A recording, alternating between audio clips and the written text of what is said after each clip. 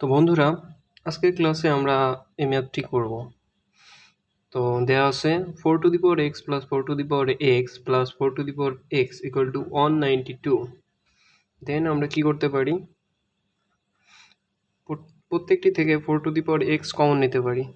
তাহলে পাই কি আমরা 1 প্লাস 1 প্লাস 1 ইকুয়াল টু 192,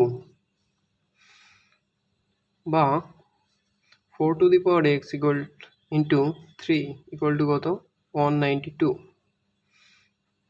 এরপর 4 to the power x equal to 192/3, বা 4 to the power x equal to হচ্ছে 64, or 4 টু দি পাওয়ার এক্সকে আমরা কি লিখতে পারি, 4 to the power x 4 to the power x 4 to the power x লিখলাম 64কে আমরা লিখতে পারি 4 এর কিউব।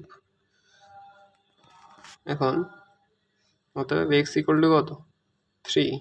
যেহেতু আমরা কি জানি, বেস বেস সমান হলে আমরা কি লিখতে পারি, বেস বেস সমান হলে আমরা কি পাওয়ার পাওয়ার সমান লিখতে পারি। n equal to m।